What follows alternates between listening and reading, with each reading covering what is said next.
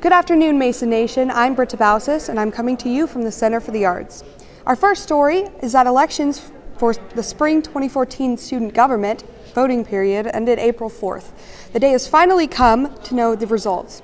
Your student government president and vice president are Phil Abrascato and Dylan Wickrema. Up next was Chandler Jenkins and Elmer Oriana, then Khadija Tipu and Maha Shah, David Dorsey and Cameron Burnett, and finally 135 students abstained from voting. So congratulations to those winners. And student government is already getting involved in the Greek housing debate. Student government is going to tackle some questions and requests that students have been having for a long time. Starting this Wednesday at 6 p.m., student government is inviting students from all over campus to come to the room D023 in Mason Hall to talk about the idea of implementing Greek housing on campus. For those unaware, Greek housing refers to institutions for individual sororities and fraternities here at Mason. Not only will elected officials discuss their plans, but there will also be an opportunity for student input, feedback, and questions.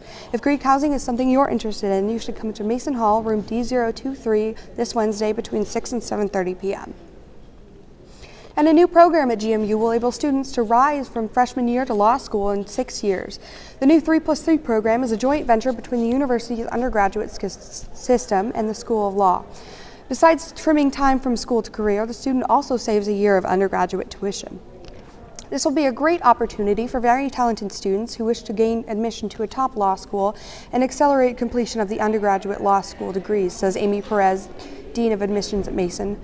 Students participating in the program will obviously have financial savings as well. Associate Dean Price says the ideal candidate is someone who is driven and disciplined at a young age. You need a mature mind to even think about the program, but that's what you should expect from someone who is going to embark in the professional world in just 6 years. And finally, as most of you know, this week, April 7th through 12th, is GMU's 34th International Week.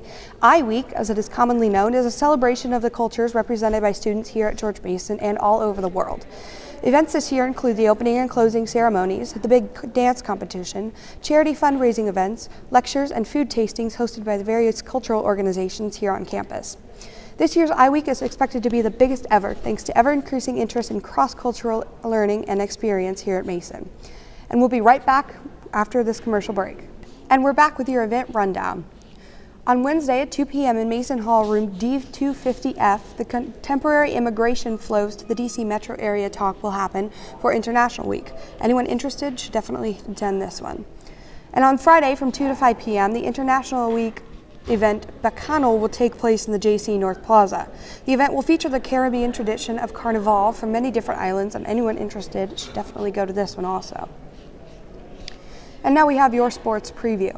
The baseball team took 2 out of 3 games from George Washington. They improved to 17-10 and 5-2 in the A-10. So congratulations to those guys.